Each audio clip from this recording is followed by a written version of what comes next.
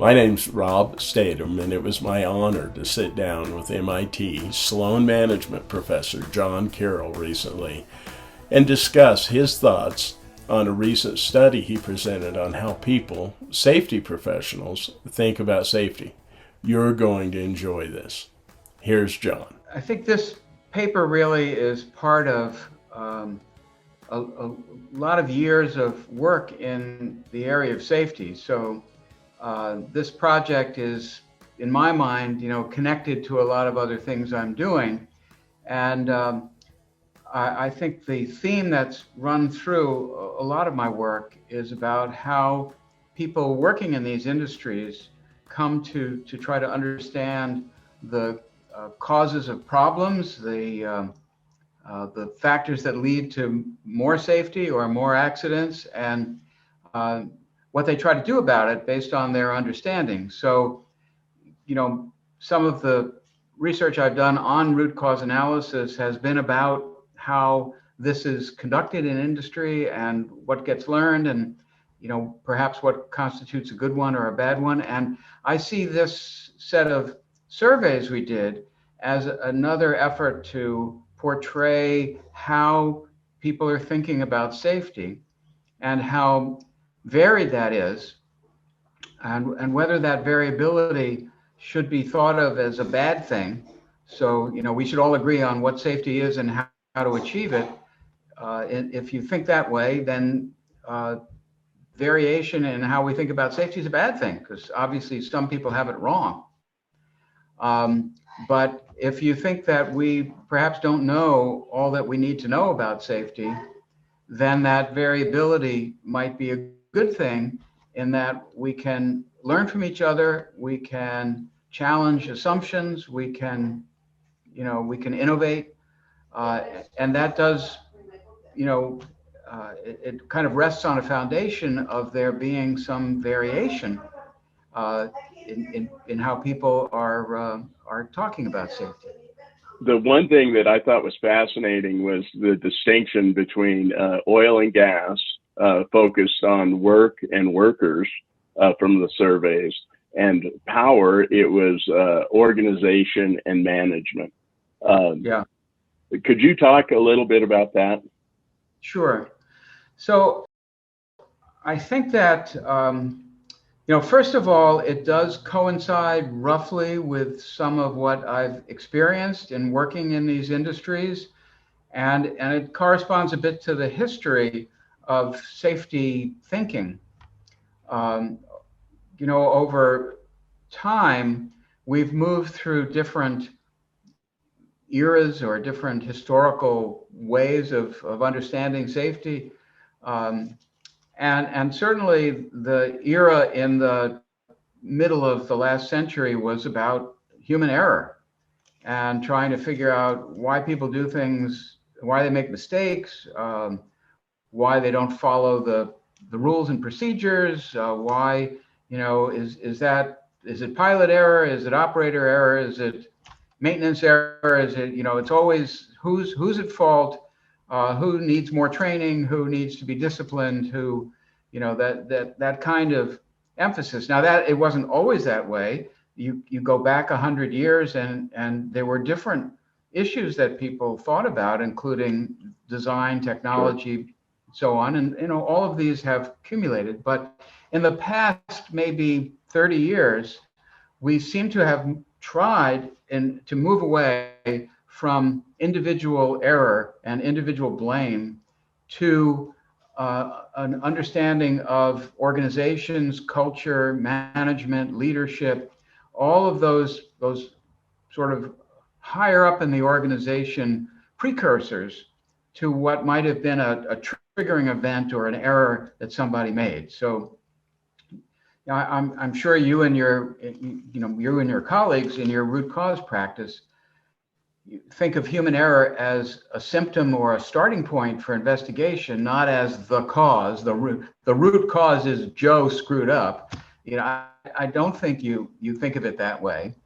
And in the research I've done, I'm certainly focused on what organizations, managers can do in the way of providing resources, providing new ways of thinking, um, ensuring that procedures are usable, not just a checklist of things that Sure. really can't actually be done in real life, with the net result that when something goes wrong, someone points to a procedure and said you violated that procedure, therefore you're the bad guy. So how do we think about this? Some industries have moved more quickly to embrace issues like management's role in safety, the authority and status of the safety organization, the kinds of training people get, the way work is organized. There's a whole host of things like that. The routines that people have that we call safety culture and so on. Some have moved more rapidly to embrace that, partly because of the nature of the work, the hazards and the resources that are available. So, in nuclear power and aviation, which are often held up as the ultra safe industries, they face somewhat different issues, somewhat different safety concerns, and they have different regulatory environment. They have different amounts of resources available than industries like oil and gas or construction or mining or transportation and so on, which are really operating in a different world in many respects. So some of the differences in emphasis or in ability to work effectively, to identify a problem and then do something about that problem, is industry specific. But even within the same industry, you have companies that are wildly different. So it's not all just one industry is different from another. So we went looking for sources of variation like that. And in our data, the two largest groups of respondents were from those industries, the power generation industry and oil and gas industry. Of course, within those, they're quite varied. Within power generation, we don't know how many are nuclear power, how many are transmission lines, those are pretty different too. But broadly speaking, the power generation folks thought about safety more in terms of management, organization, and culture, and the oil and gas more in terms of worker attentiveness, worker competence, worker alertness. So you can just imagine that if something goes wrong in one industry, the first reaction might be to find out what's wrong with our workers, and in the other organization, it would be, the other industry, it might be what are our managers missing? What is, how are we allocating resources? Right. How have we established our culture, and we need to change it? And by culture, by the way, I mean not just the culture on the shop floor, but the culture in the boardroom as well. How do you feel when you hear people say, or people like me or Bob say that human beings are the root of all success and all failure? How do you feel when you hear something like that? Well, I feel that's right. I think the intent behind that statement is to contrast with those who feel that human beings are the root of all evil. Dead stop. If only those human beings would do what they're supposed to do, everything would be fine. Well, without those human beings, we wouldn't have any of the knowledge and innovation that's driving these industries, and we wouldn't be safe. So it's humans coping with very challenging circumstances that have made us successful.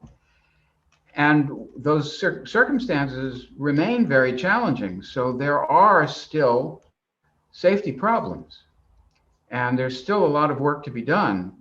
And indeed, some of those safety problems have to do with our um, let's say our aspirations, our hopes and dreams of what we can do exceeding our ability to do it at this point. And therefore there are um, these errors, mismatches, you know, these problems that emerge, but it doesn't necessarily mean that the human beings involved have, you know, should be blamed, have made an error or whatever. They're doing the best they can under very challenging circumstances, and Yes. we need to improve systems. We need to improve people. All of those things. But humans are human, and that's a great thing. Um, I don't think I really don't think our um, safety high hazard industries would operate better if we replaced all the humans with machines. I don't think that's I possible, and I don't agree. think that's going to be effective. Thank you for listening to the Failsafe Moment. We'd love to hear your thoughts. Please share in the comments. Have a great day.